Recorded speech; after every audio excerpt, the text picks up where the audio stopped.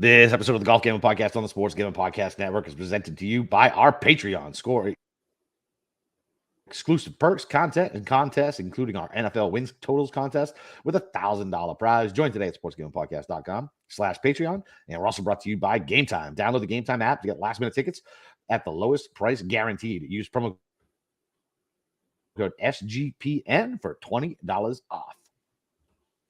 All right, DJs, welcome back. It's the 2023 BMW Championship Best Bet Show. Mommy and Daddy are back together. Steve is in the house. What's up, baby? Oh, dynamic duo back again. Batman and Robin. All right, you're Batman of the two of us, right? I don't know. Yeah, Robin was always the nerdy, annoying one with the kind of nasally voice, and that kind of fits me. So yeah, I guess. Yeah. I saw Robin. Like, I don't even Robin. I remember from like the wicked old TV show, and then like Chris O'Donnell. Was there like another Robin that I'm forgetting about? Well, in the reboot, Joseph Gordon-Levitt at the end turned out to be the next Robin. Oh, But then nothing happened after that. Right. It's kind of left that as something. But no, I used to watch the old. I forgot about it. I used to watch the old Batmans. They yeah, were, me too, man. I mean, they're a tough watch now. Oh, I bet. It's pretty corny. But back when that was like 5. Yeah. I mean, it was definitely it was a good. Whenever I stay home from school, it was on one of the channels, man. So I always watch that shit. That and The Price is Right. Those were my, The Price is Right. The Nick at Night stuff, I think, is when it was on too. Oh, was it on Nick at Night too? I think it was Nick. I think it was Nick at Night. It was that and some really bad racist Western show. Oh, yeah. Well, I'm sure there's a lot of those. Do you remember the show called? I think it was called Simon and Simon. Simon and Simon? No, I don't. So this one was on whenever I was home from school too, but it was on the weekends as well. So I like watched it. You remember Major Dad though, right? That might have been a little before my time. A little before his time anyway. So it's that guy.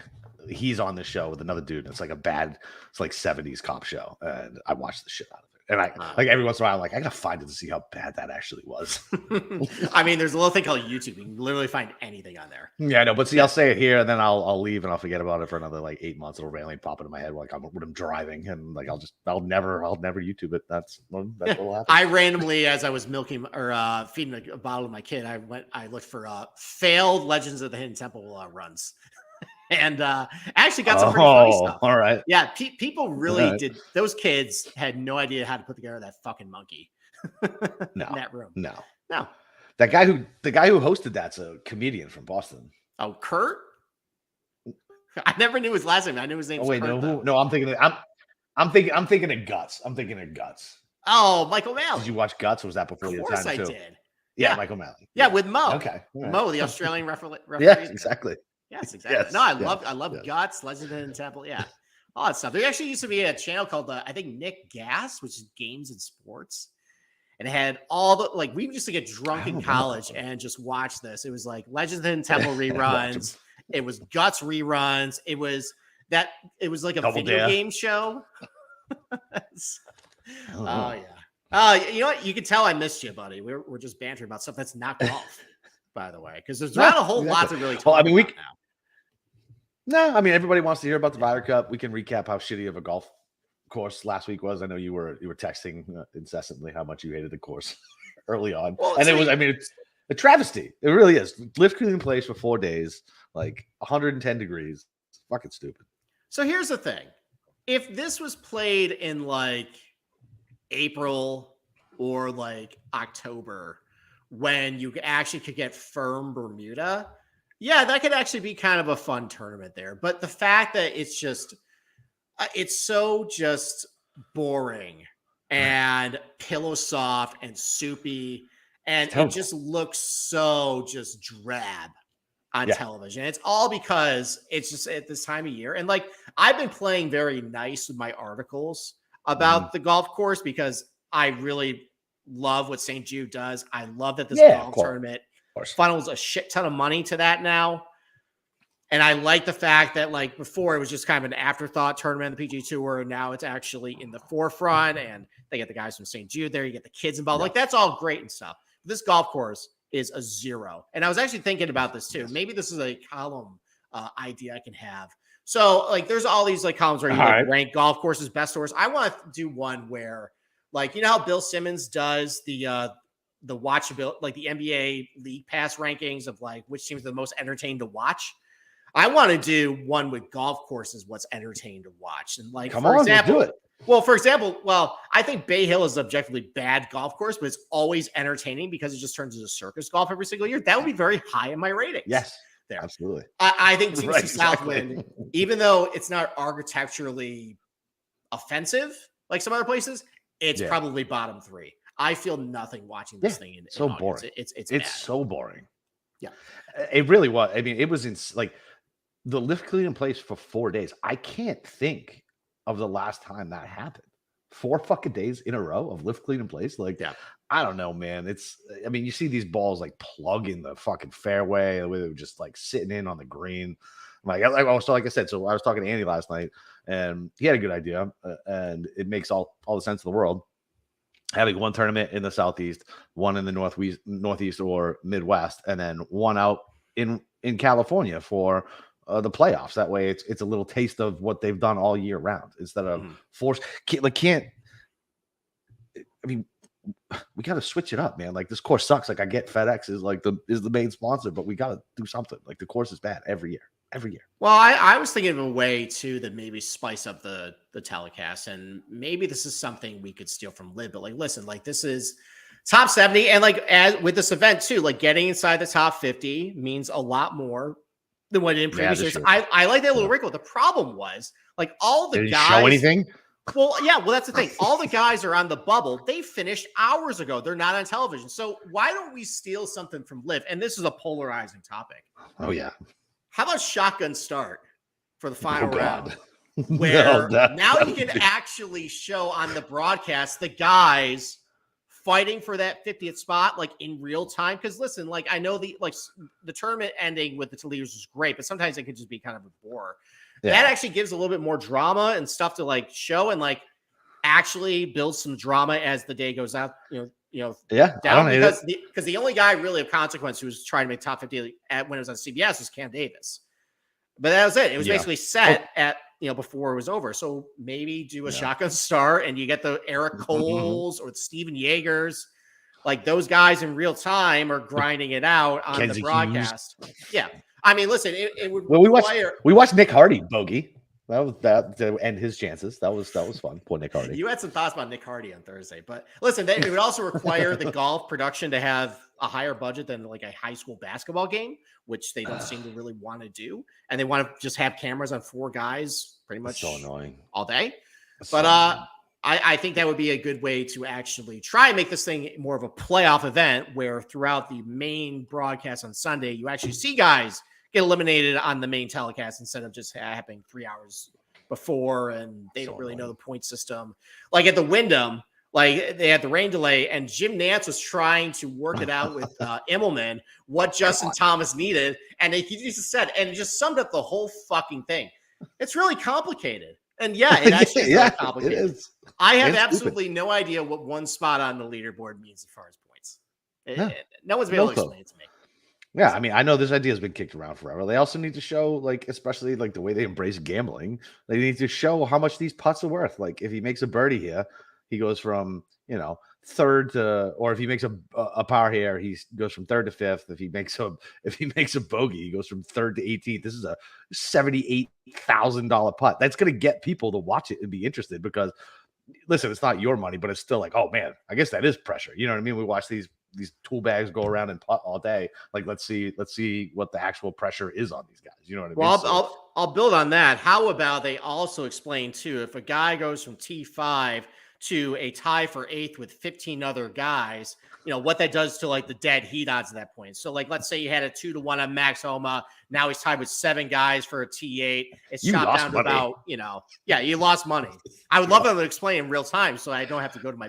They can't even. They're like, maybe please, they forgot the dead heat this time. No, they would actually explain to me on a live camera. Like how much zero chance. They can't even get the cut line right. They don't understand that. They're like, the cut line's going to be 2. We're like, it's 7:30 on Friday, dude. Like, relax. Like, it's going to change. I can always know. I always know the guys who have data golf and who don't on PGA Tour Live when they actually do just that. Like you'll have, I think John Swantek is a little better. I think he's got data golf on his phone. He's like, oh, it's 2, but guys really light up this golf course. I think it's going to move to like 3 or 4 at the end of the day. Yeah, and then, versus like, I don't know. I forget the guy's name, but like I remember watching, I think Ricky Fowler hit a putt at like noon on Friday. I'm like, oh, he made the cut, and he missed about like 2 shots. Yeah, exactly. They have to name everywhere he's going. So, I don't know, that man. Jonathan Coachman's pretty good. He does the PGA Tour live. He used to be the ESPN cat. You know what I'm talking about? Yeah, well, he's the wrestling guy, so he knows how to promote and sound, create some drama with your voice and everything. And make something exciting when it's just, He's one of the better ones. He is. I definitely like, even if his golf knowledge is a little shaky, he at least fakes it till he makes it. So yeah, exactly. Not that bad. He's better than the ESPN Masters crew. Oh God. That's not true. You don't like I don't like that caddy who goes around. That's who I'm talking about. Michael Collins. Well, he's the worst. Oh, God, he's so bad. Making a Martha Stewart joke. Hey, that's right. Yeah, was that last week you texted me that? That was this week. Was it this week? Yeah. He's like, how you doing? I'm like, sweat like Martha Stewart getting a stock tip. So terrible. Reference about 25 years ago. Listen, I know that reference. You know that reference. Yeah. Probably Brian Kirscher has no idea what that reference is. No idea. No. He's like, Martha Stewart, the one who hangs out with Snoop. That's probably true. It's absolutely true. All right. Well, we'll break down some bullshit, but you know what doesn't suck? The Game Time app. Listen, if you're buying tickets to any of your favorite events, it shouldn't be stressful. You guys know what it's like on Ticketmaster and all these other sites. They're a nightmare. So Game Time's is fast and easy way to buy tickets for all the sports, music, comedy, and a theater near you. With killer deals on last-minute tickets and their best price guarantee, you can stop stressing over the tickets and start getting hyped for the fun you'll have. So there was a big ticket agency. I won't name here in case they're a sponsor someday, but wholesaler of mine got me tickets to the Pats Jaguars game, right? Club seats, sweet, me and my buddy, tailgating, right, hanging out with everybody. We're like, all right, guys, we're going to go. We're going to the club. Like, fuck you. And then we get up there, and somebody else already had these tickets. So you're not going to run into that stuff with Game Time. You're not going to have to be scrambling around whatever Jaguar Stadium is called, scalping tickets. So that was super fun. Never use that company again. So you don't have to worry about that with Game Time. They got flash deals, easy to find and buy tickets of every kind, and they got the pictures of the seat views, which I think is huge, especially if you're going to a place like Fenway where shit can be in your way. And it's the lowest price guarantee, event cancellation protection, job loss protection, and more. So Game Time is the place for the last minute deals. Forget planning months in advance. They got deals on tickets right up to the day of the event with exclusive flash deals on football, basketball, baseball, concerts, comedy, theater, and more. And the Game Time guarantee means you'll always get the best price. If you find tickets in the same section and a row for less, Game Time will credit you 110%. The difference. So go snag tickets without the stress with Game Time. Download the Game Time app and create an account. Use promo code SGPN for 20% off your first purchase. Terms do apply. Again, create an account and redeem the code SGPN for $20 off. Download Game Time today. Last minute tickets, lowest price guaranteed. Okay. All right. Where do you want to go from here? You want to go to the BMW? You want to do Ryder Cup? I want to hear what you've got to say about Lucas Glover for the Ryder Cup. No. In general, it's in general. 2 weeks in a row. Oh, did you see? So you're not on social media. So, of course, there was a stir of him actually anchoring the putter because he fucking does, right? But whatever. Like, the putter itself is stupid. And, I mean, it's going to touch these guys' clothes. Like, I couldn't really tell if he was doing it or not. But it's close enough anyway. Like, it doesn't make a difference. I hate the fucking putter. I think it's a cheating putter. And I can't believe this asshole won 2 weeks in a row. You know, one of your favorite players also uses that putter. I'm aware. And I was irritated by it. Was I not?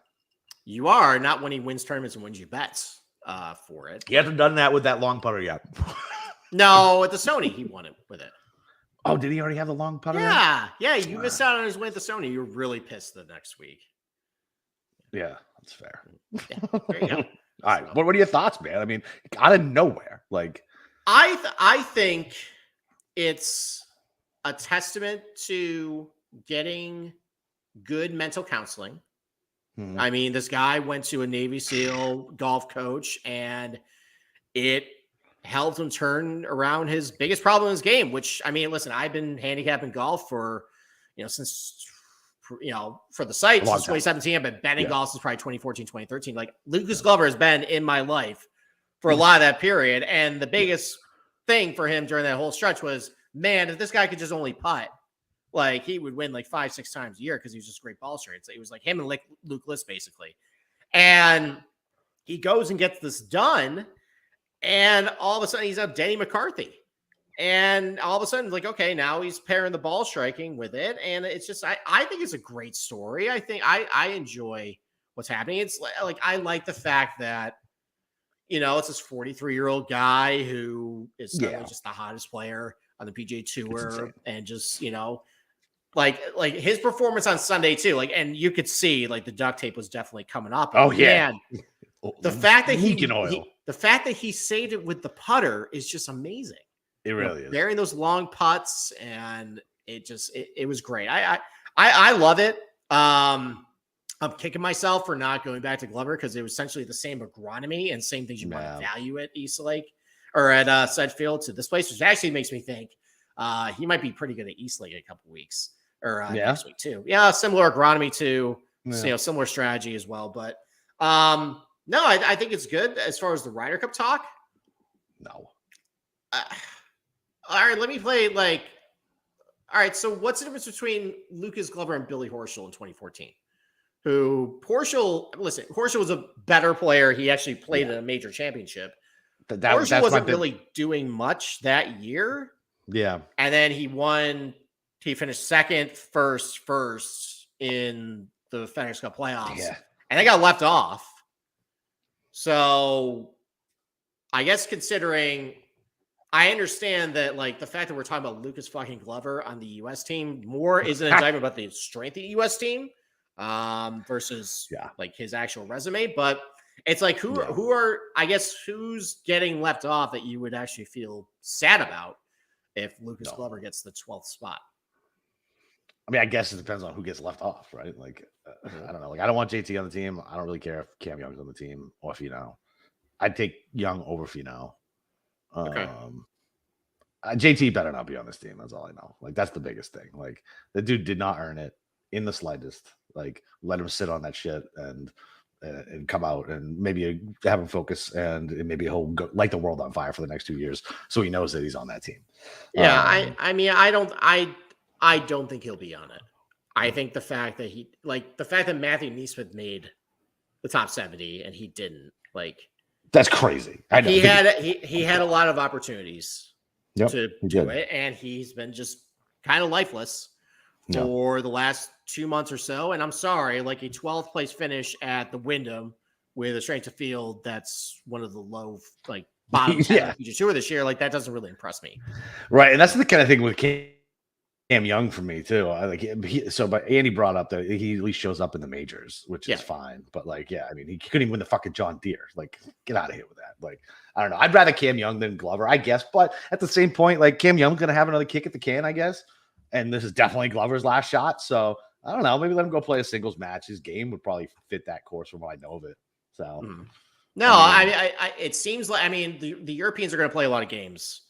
With Marco Simone. It's going to be narrow. It's going to be, excuse me, not quite as penal as what Le Golf National was. It seems like you can hit driver a little more at this place, but look, it's a shorterish golf course, more plotting positional. Like, it doesn't really fit a Cam Young style, to be completely honest. It doesn't really fit a Bryson style. I know he's been batted around, but like, I don't know how much I love him for that course. It might be a Lucas Glover course, to be completely honest, which is kind of just shows how bad this US team. All right, Brian Harman and Lucas Glover on a fucking Ryder Cup team. Well, at least with Brian Harman, like, the guy has a burr up his ass, so I can see him kind of being just really annoying. But like, he could just also start. All right, so the locks on this team: Scheffler, Cantlay, Xander. Homa is a lock. Spieth is a lock. Clark's going to make it on points. Koepka's making it on points. Yeah. This was the bet I made that I was alluding to. Yeah. One of my books was hanging odds to be captain's picks, and Morikawa was minus 225, and I laid a President's Cup bet on that. He's making the team. I understand that Morikawa has been kind of uninspiring, but he's still been, I think, like steady. I think of all Americans, he's like top 6 in strokes gained, like, over the last 6 months. Yeah. He lost in the playoff at Rocket Morris. His ball strike has been great. They're going to need a guy like that over there too. Yeah. Sure. Whether he's making the fucking team. Oh, he's making the team. Yeah, no doubt. So I feel that's a great bet. I love that. Yeah. So I would probably say Ricky's making the team. Harmon's Why is Ricky making the team? Because he did well in the majors this year. He won an event. In a body of work for this year, he should make it. I mean, all right. So, all right. Ricky, listen. My only beef will be if Ricky makes it and Keegan doesn't. That'll be my only beef. So you think Keegan had a better year than Ricky? Yeah, he won twice. And an elevated event. Wins count for something, man. And it was an elevated event versus the Rocket. I don't know if I agree with that, but okay. Yeah, that's my take on it. Fine. All right. So Keegan or Ricky, you're taking. All right. So we're up to 1, 2, 3, 4, 5, 6, 7, 8, 9. All right. So we got 3 spots left, essentially. Yeah. So Ricky or Keegan, you're taking Keegan? Yeah. Okay. Ricky or Russell Henley? Oh, fucking Ricky. Okay. Joker. Ricky or Cam Young? Ricky or Tony Finau? Ricky or Sam Burns? Ricky or JT Poston? Ricky. JT. Okay, so that's my point. He's on this team. JT Poston cannot be on this team. Okay, so he's on the team. So like now we're fighting with like those guys at the back end, like the Henleys and Finau's. I'm gonna be honest. I can't believe this. I think I'm taking Henley. No, stop it. At least the guy, excuse me, is accurate off the tee. The ball strike has been pretty good. Like, I'm sorry, but he's been better than Tony Finau. Yeah, no, listen, I hear you, but Jesus, you want to talk about like the ultimate fucking choking dog.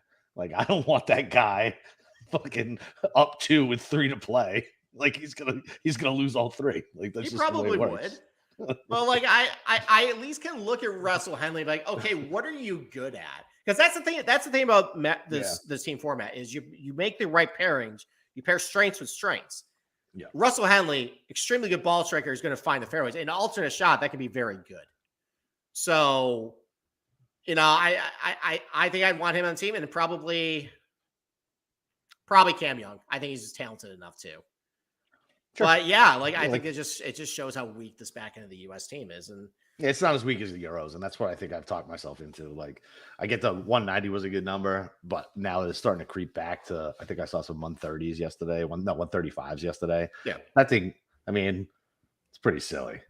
Well, like it's the US good gets to like minus 120. Like that's going to be yeah. Well, yeah. I mean, that's why the European bet was gaining steam, was because you look at the state of this U.S. team. Like, why are they minus 200 right now? Correct. Yeah. Like that was ridiculous. But now it's like US minus 140. I think that's actually about right now, because you just mentioned it. Back end of the European team, also pretty weak. Like Sepp Straka's be on the team. Like Sepp Straka's had a good year, but he's really up and down. Like it's Sepp Straka. Yeah, you have no idea who you're getting with. Right. That's like their Lucas Glove. Yeah. Essentially. But no, like and like the European team also has similar problems to the US team. Like there's a lot of uninspiring play. Like, I mean, you can bank on Rory, bank on Rahm. Fleetwood's been playing great. Bank on Hatton, bank on Hovland. Yeah. Hatton. So they had 6 really good guys. Yeah, it's strong top 6. Excuse me. I am really coughing a lot. I guess I'm rusty doing this. So, I had to pick up the smoking because you gave it up. That's right. Yeah. So there you go. I mean, look, like Lowry didn't even make the playoffs. It's not great. Yeah. Rose battled back last week, but he started off real shitty. Fitzpatrick is just a liability at this point. There's something wrong with him. What happened to him? I think it's because he chased distance and it fucked up his game. But he's won since then. He won Heritage. But that was really about it. Yeah. So, and then like you got I was hoping Ludwig would make a run. He didn't do anything. He's not on the team. Yeah, he's not on the team. No. One of the Højgaards is going to make it, right? My personal preference is Nikolai. I think he has a higher ceiling than Rasmus. Rasmus seems like a little more consistent player, though. Yeah. So I don't know. I mean, you got your Yannick Pauls. People are fans of him. You got Moronk, who's going to be on the team. I wouldn't know Yannick Paul if I tripped over in my fucking living room. Like, I would not recognize. Honestly, I wouldn't either, because his best tournaments was when they were playing all those like Korean like indie events, and it's the middle of the night. So Yeah. I don't really know what he does. But yeah, look, I guess my overall point is like both these teams kind of suck. And it might end up coming down to, so I don't know if people are talking about this either, but like, what's the U.S. team going to do between the Tour Championship and the Ryder Cup? Because what, they're going to play Fortnite? That's it? Yeah. Are they just going to sit for a month? Like the Euros, though, they got the BMW PGA. They're all going to go over for that. They got, I think, the Irish Open. A couple of those guys are going to play for that too. So it's from like a perspective of like just rust. Like we're going to have a lot of these unknowns with the U.S. team, and they're not going to be playing any golf. Ugh. Like that seems like a bad combo. I How know. much money am I going to lose this week? That week, like I'm terrified. Like because the matchups, like I'm already like maybe only bet like 3 units on U.S. Maybe only 3 football bets instead of the 10 that we usually do. Bet on our own team. For real. Yeah, for real. All right, fucking. All right, yeah. I don't hate that breakdown. That's fine. Like, okay. I'm looking forward to it. It's really the only thing I have to. This FedEx Cup is a joke. I don't take it seriously at all. I know you love next week. With next week's your favorite week of the year. Back just in time. I can't. That's why I'm back. By the way, to kind of prep myself. Doesn't bother for the you at all. 45-minute rant about how Eastlake fucking sucks. Yeah, exactly. All right. Well, before we break anything else down, talk to you guys about Sports Gambling Podcast Patreon.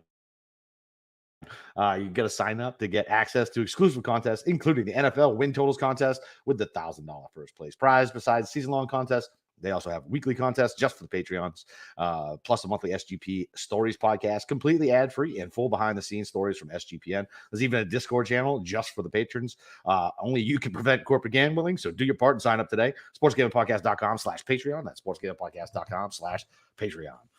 All right, so Dieter wants us to talk about some guys. Yeah, so Dieter, we're changing up our format, seeing how me and Steve only talk once or twice a week now versus doing 3 fucking shows. So we're gonna break down the whole board, talk about guys we like, and give bets as we go through it. Okay. All right. So why don't we? It's 27 minutes in the show. Why don't we actually talk about gambling on this tournament? Let's do it. The show.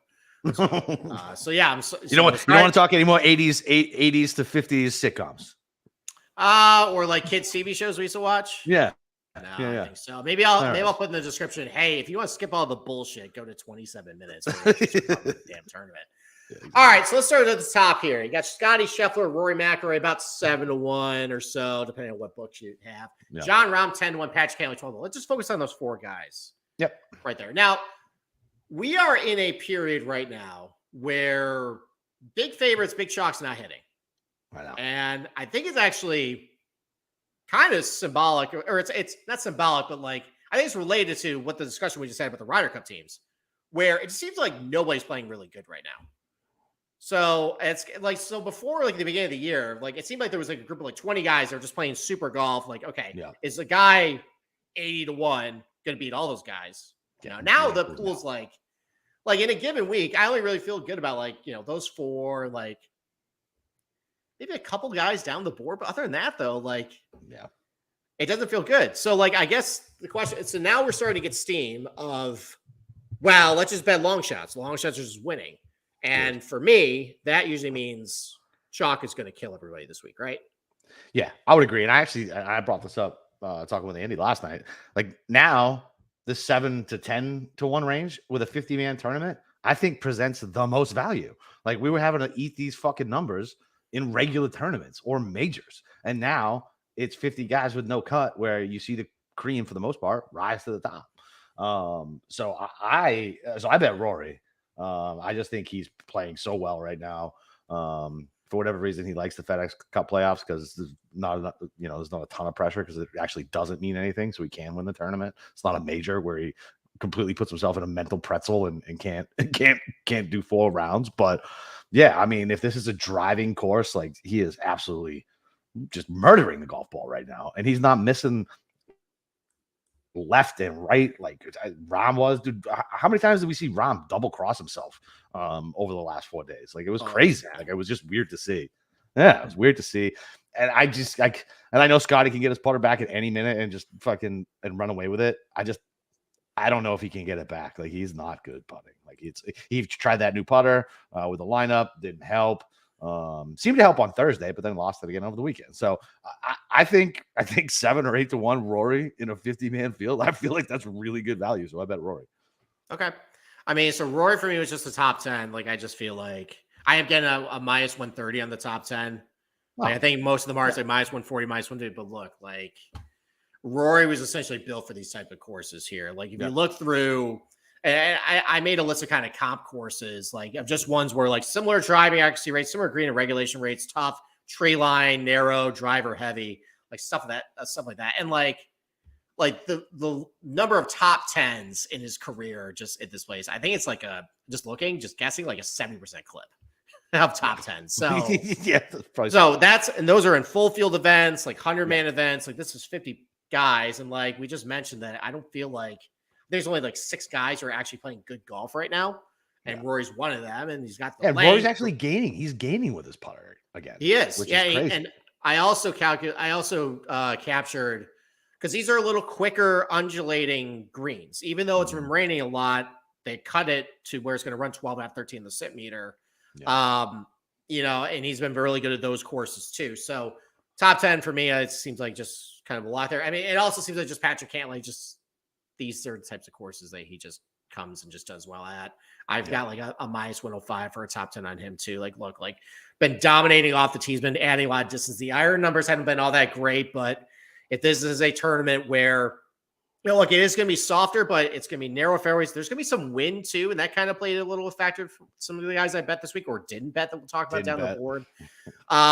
Really good short game, great putting on these types of surfaces too. Like it seems like just a top 10 for, but I never do this. I never bet towards the top of the board. I actually did bet someone at the top of the board. I actually did bet Scotty.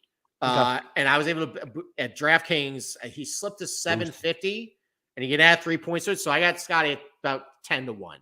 Nice. Yeah, and I can't hate it. I mean, like it really is going to come down to the putter. I understand the concerns there. I just feel like, and maybe I got the different impression than you did. I actually thought he putted okay on Thursday with it. Now I know I said he played. I said Thursday he putted well. Okay. All right. I must have missed that then. Yeah. Okay. Well, I mean, so looking back at his results though, and like I know I'm kind of comping this to like Oak Hill a little bit. He did gain strokes putting at Oak Hill.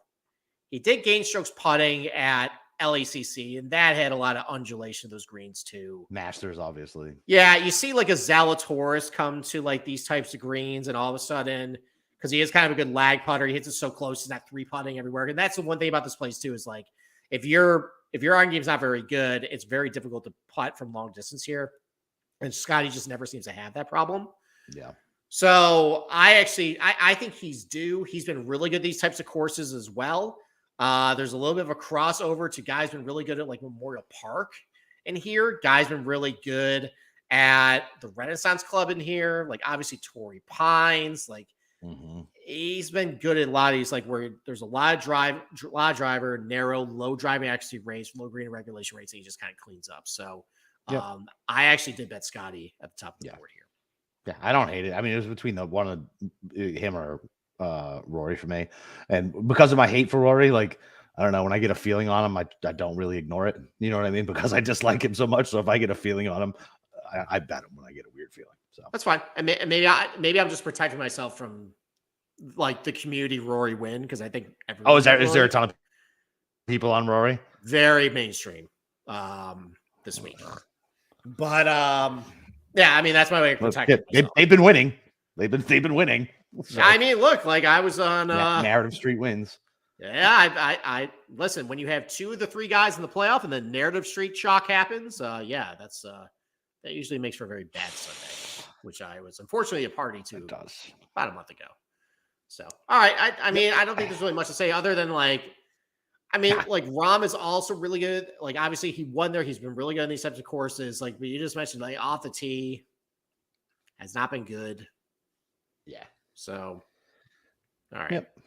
All right. Well, I move down to, let's go to between like 18 and 30 to 1. So you got like Xander, Hovland, Fleetwood, Morikawa, Homahan. I mean, 3 fine choices. You can make case for all of them. Yep. Did you bet any of these or no? No, I bet because I bet Rory at 7 to 1. So you single bullet? No, so I did 2 guys later, like deep, just because I don't want to get card shamed on Twitter about how I construct my card. But it does make sense anyway. You know what I mean? When I got somebody 7-1, they're just basically my on-brand guys. That if they do win and I'm not there, I will be apoplectic. So fuck that. But if I was gonna bet in this area, I think. Do we go all the way to 30? Did we go, or we stop at 25? Yeah, we can go to 30, like the Hatton range. Yeah. So, like the 3 guys that I was looking at before I decided on Rory were Vic, Spieth, and Hatton. Okay. So, Spieth, man, I don't know. He's driving the ball like really well, and he's Spieth, and so like I was motherfucking him on Thursday from taking my first round leader, but he does shit like that. I don't know. Does it seem like he didn't play really well at Oak Hill? I don't know. Is this a Spieth course? It's not a course, but like it's not like a prototypical. It used to be a type of Spieth course when you actually knew where the ball was going. So of the comp courses I laid out since 2019, and I'm looking at probably like 28 tournaments.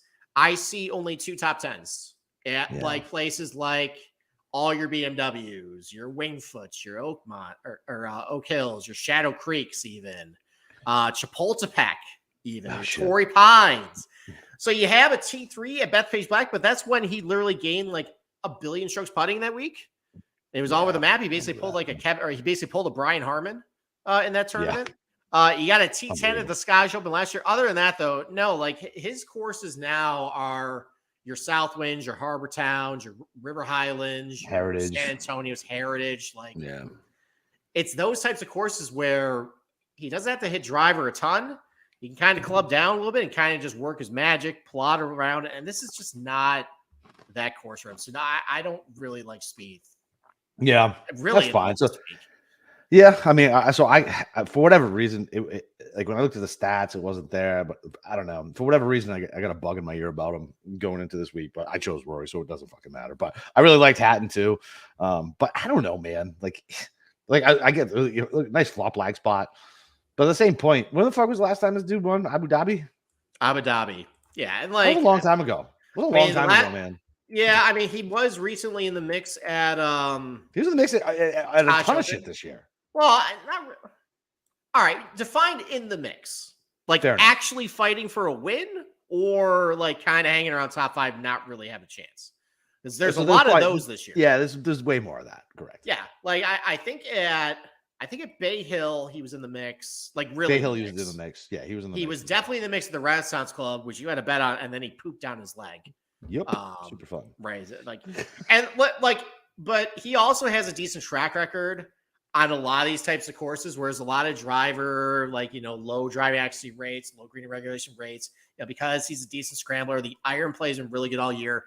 He's gained a lot of distance off the tee too. So I have a bet on Haddon for a top 10 of plus 200, but it's because I don't have any faith that he's actually going to win. Because why? I guess would I expect him to suddenly win when I don't really recall a ton of times he's in contention. And but I think the fact I like the fact that it's gonna be a little windier. Like he does have the around the green game do well. He does putt pretty well on some of these faster like bent POA undulating surfaces too. The off the tee game, even though from a strokes game perspective hasn't been all that good recently, has a lot of length. The iron play's been great, especially from over 150 this year. I do like Hatton, but just not for a win. I got you. All right, fair enough. Any thoughts on Vic? I considered Vic. The wind has me concerned for Thursday and Sunday. I just think I bet the Hovland a lot this year, and I've seen a lot of my outrights blow up when the wind starts. And it's not because it's like the around the green stuff. He's actually been pretty good. Like I remember that Scottish Open where he got really windy on Sunday and he faded down the leader, but he actually gained strokes around the green that week. But the iron play just kind of goes to crap with him, and when he can't consistently find a lot of greens, it's tough sledding for him. Like I really do need like not a whole lot of wind with Hovland. That was a concern. I'd say they with Morikawa. I want to bet Morikawa too. Like he's been good at Torrey Pines, go like a Riviera too, like where you wouldn't expect him to do well.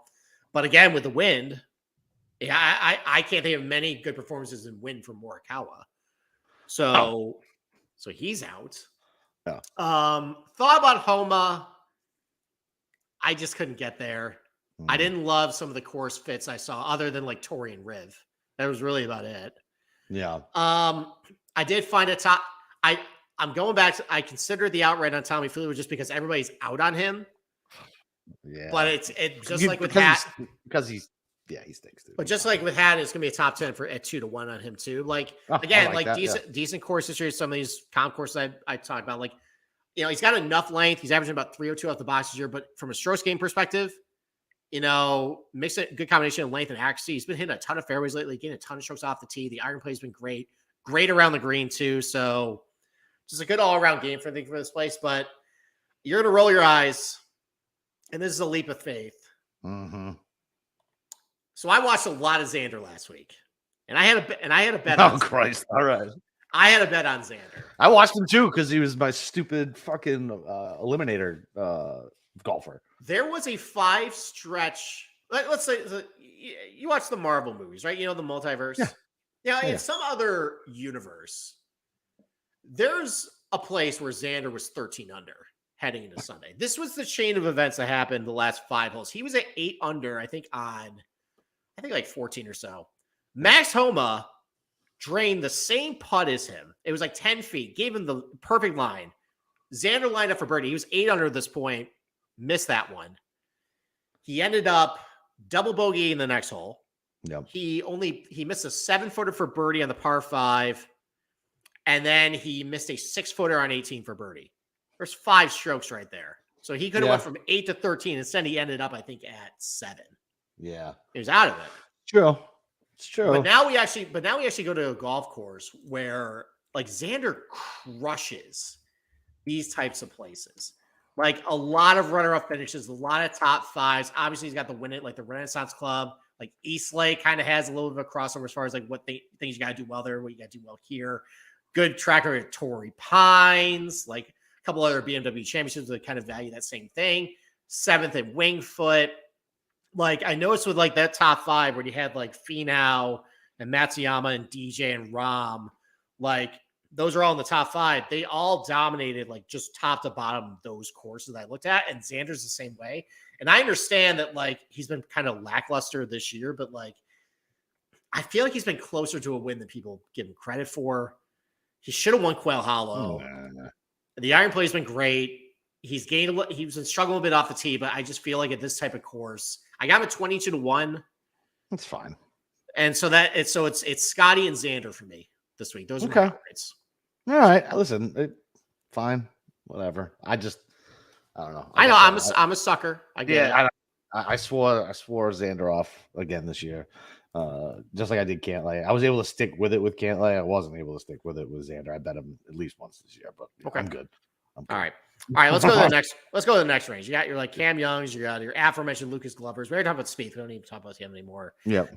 Hideki's, Fowler, Wyndham Clark, Sung Jae, Russell Henley, Tony Finau, Tom Kim. All those guys are like around like 40, 50-1. So any of those guys, did you either bet for positional or like any of them like pique your interest? So I want to bet Wyndham Clark top 10, but his form is not great. Like would you expect Wyndham Clark to do well at Southwind? Yeah, that's fair. That's what I'm like. I wanted to talk to you and see if I was crazy. Like, I mean, the guy won 2 big boy events. You know what I mean? And like, this is a golf course that should fit him pretty well. It definitely should. I mean, if you're kind of looking for like let's say it plays out exactly like it did in 2020.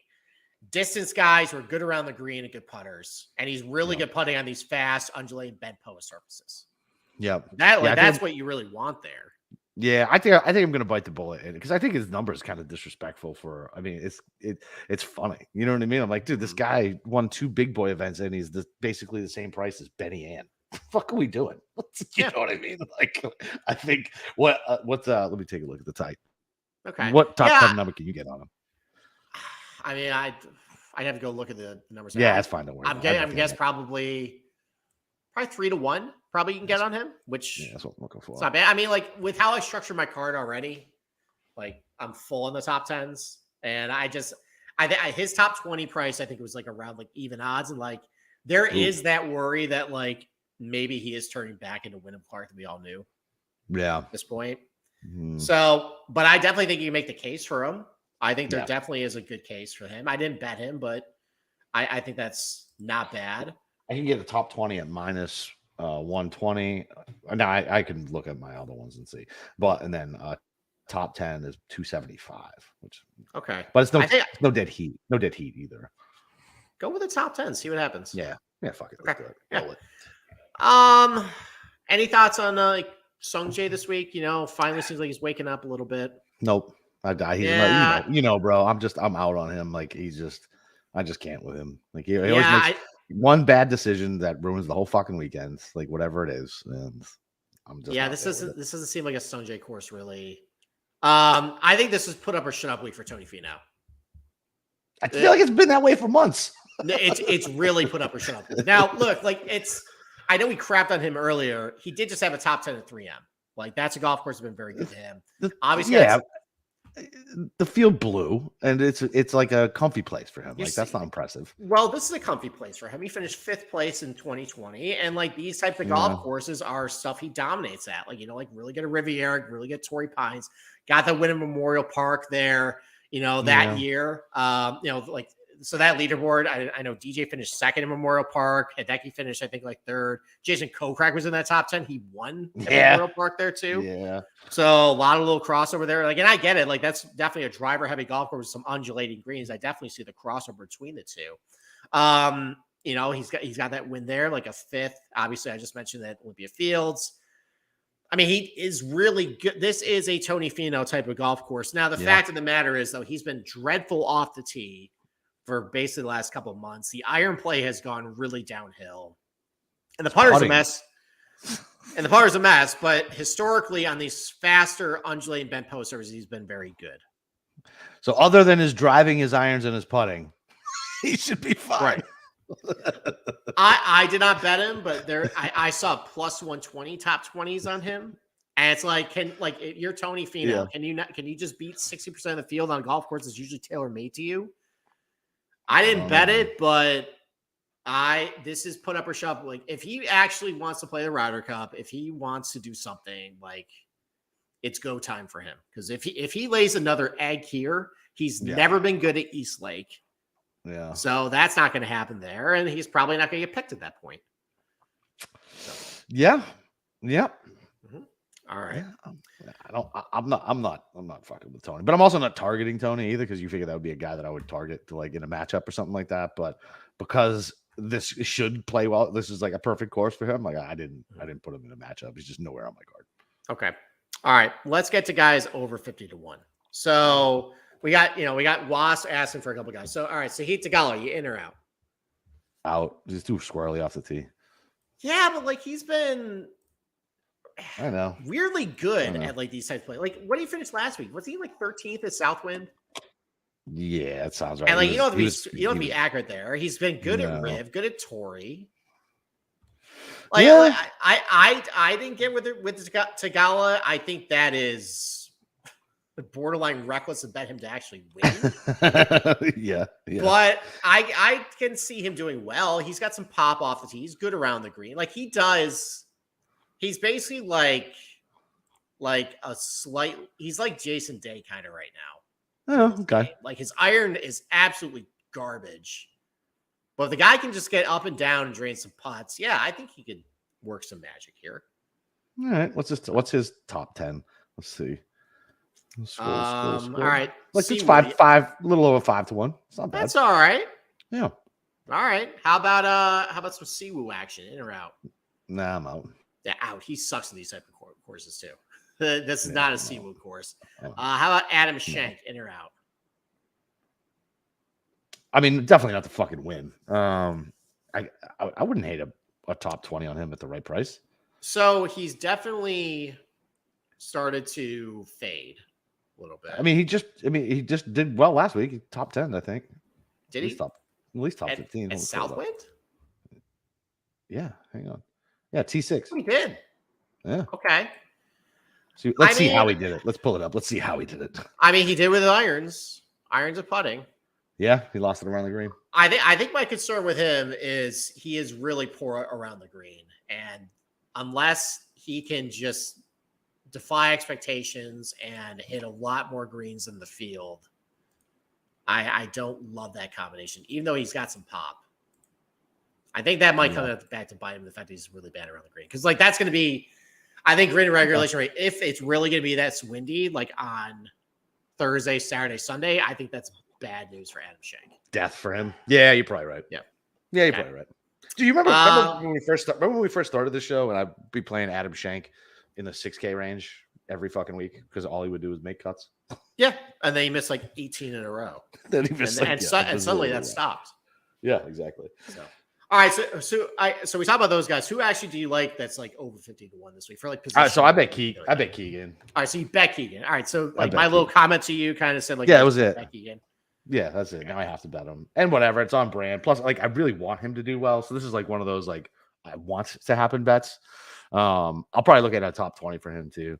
Okay. He should do well here as well. He should. He didn't qualify for the BMW 2020, but like, look, like good at Torrey Pines, good at the Country Club at Jackson. That's another one that kind of has a weird crossover at this place. Mackenzie Hughes and Sebastian Munoz were in those top 10s that week.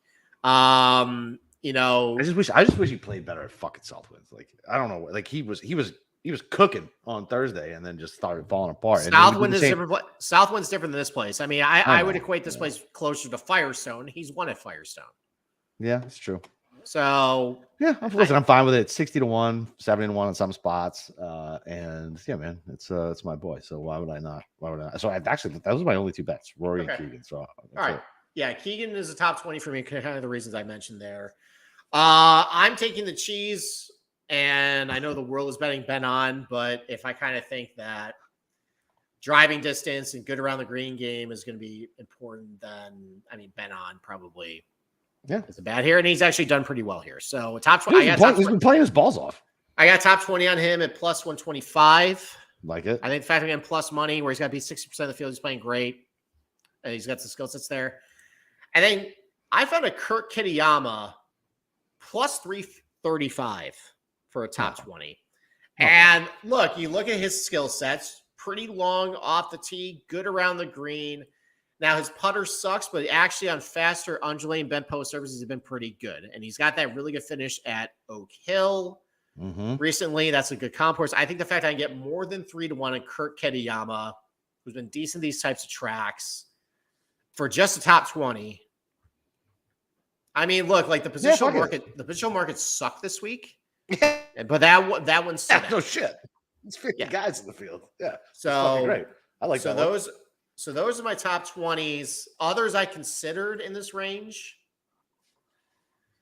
I mean, if everybody's missing greens, I mean, Jason Day can squeeze out a top 20. I think so. Yeah, I don't hate that. I might go back and look at that price. What about Nick Taylor? Nick Taylor? Mm-hmm. What do you like about him then? No, just curious. Like, I don't know if you had a thought on him. Like, he's another. He's short. He loses longer shot. He's short. He loses strokes off the tee. He hasn't been scrambling very well lately. Not very. So I remember. I was trying to pull up. So I remember him being a good scrambler. He isn't. Last 50 rounds. Not lately. Not lately. I've heard some buzz on Adam Svensson this week. I can kind of get behind that. Like his tee degree numbers have been pretty good recently. Iron numbers have been great.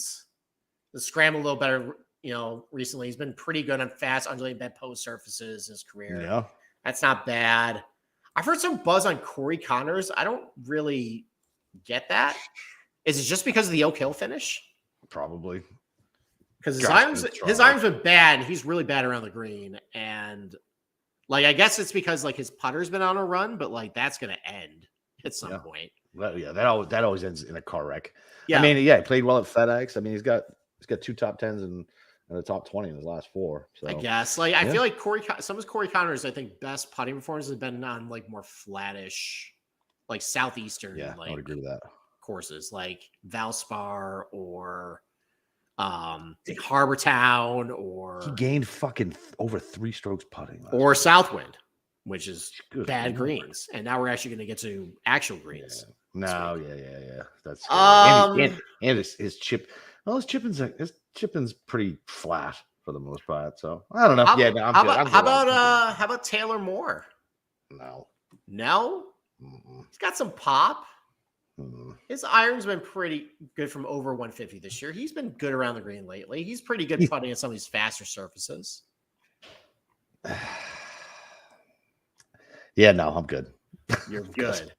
What's he done on some of these types of tracks? So, I don't know, but he melted on fucking Sunday. Well, because he wore black. He tried to be Patrick Reed, be all the tough guy, be like, oh, these guys are so hot, I'm gonna wear black. And the guy had to change his shirt by the turn. The guy's just an idiot.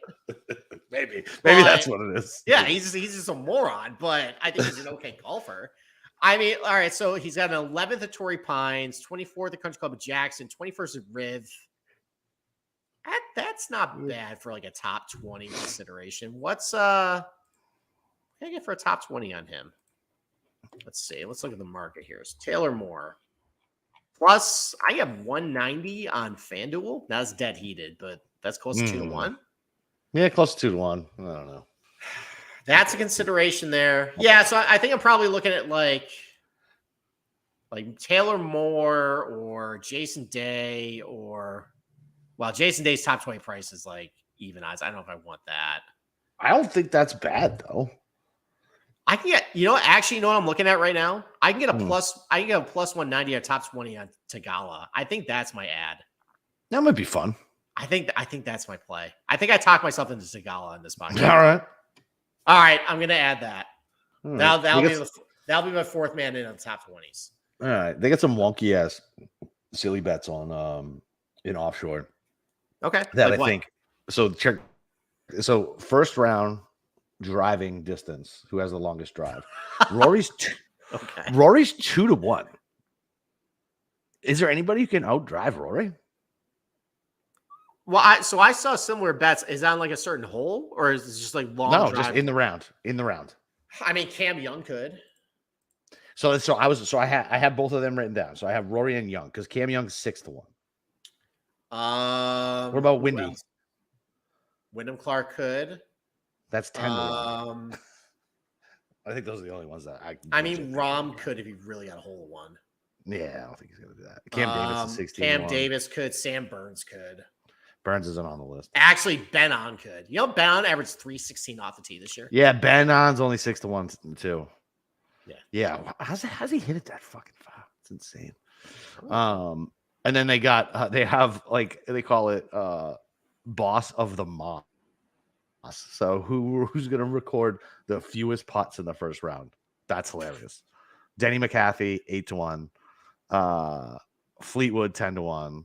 Brendan Todd, like they got like yeah. So it's got to be a guy who's gonna miss a shit ton of greens, but he's gonna get up and down everywhere. It's good, right? So Jordan at 8-1, maybe. How about Jason Day? He's terrible iron player, but he just gets up and down from everywhere. Do they have Keegan Bradley on this list at 16-1? That's ridiculous. That is ridiculous. Yeah, but I thought those were fun little bets. I was like, oh, these are cute. Okay. Not gonna bet them. All right. Cute. All right. I saw a winning. I didn't touch it because the wind, and I don't really know how the weather's gonna. How it's gonna play. Yeah, but I saw an over under of 272.5, which is minus 7.5 over, like under par. Mm. I think probably 10 wins it. Oh, you think so? You think he's going to play a nice chuck? Yeah, I think people really forget how difficult the conditions were at 2020. Yeah. And you had no fans where it was just all the rough was up, so you couldn't have like a wild miss and like trample down. I forgot about that. There was that. Like it was like if you're hitting an approach shot from the rough, like it wasn't hitting the green. That was the week I caught my hand right before we met up in golf. I watched the final hole from my phone in the emergency room in the little minute clinic. I did not know that. I didn't know. And so now, yep. Yeah. Well, anyways, I mean, five under won that year, and they had crazy wins the first couple of days, and like it was just firm as shit. Like it's not. Yep. It's not going to be that this time around. So I would say probably I'm leaning under. I think 10 under is going to get done. Okay. Okay. I like it. Dude, listen, at least it's still a fucking test. Thank God. Yeah. It should be. If this is not a test this week, then this whole thing is bullshit. Yeah. Yeah, exactly. I fucking give up if this thing might as well give up. Yeah, might as well give this whole thing up. Exactly. All right. So what do we got next week? Are we doing a course preview? Well, so we're only gonna do one show. I honestly so here's the thing. I can break down Eastlake, and we'll talk about this on the betting show next week. There's only 10 guys who actually win the FedEx Cup. Yeah. Based on how they do the starting strokes. Now you can do without starting strokes, we'll talk about that market. I'll probably bet that, but if you're one of those people that think oh, this guy's starting 2 under, 3 under, he's got a shot to win. No. I've run the numbers. I've studied the golf course. It's a golf course problem, and it's a systematic problem with this thing. Yep. So stay tuned. Do our show on Tuesday. We'll do a show on Tuesday, and then we'll talk about what the off season's like. All right. Sounds like a plan. Well, listen, you guys can still find Steve in our Discord channel. He's still floating around in there. And you can find me on Twitter at Boston_Capper. And yeah, man, so glad you're back. Too bad. At least this is a good golf course. At least it wasn't last week. I'm glad you didn't come back last week. Last week sucked. This week, much better. Let's hit a fucking winner. Let's go. You don't want to break down Eastlake? I feel like I have to. Well, here's the thing, though. After next year, they're going to rip it up. And the guy they brought in to do Oak Hill, they're redoing Eastlake. Oh. Yeah. Actually, might be a good golf course again. How long's the rental going to take? It's going to take less than a year. So these guys are crazy, man. Yeah, I know they are. It's not letting me end. It's not letting me end the broadcast.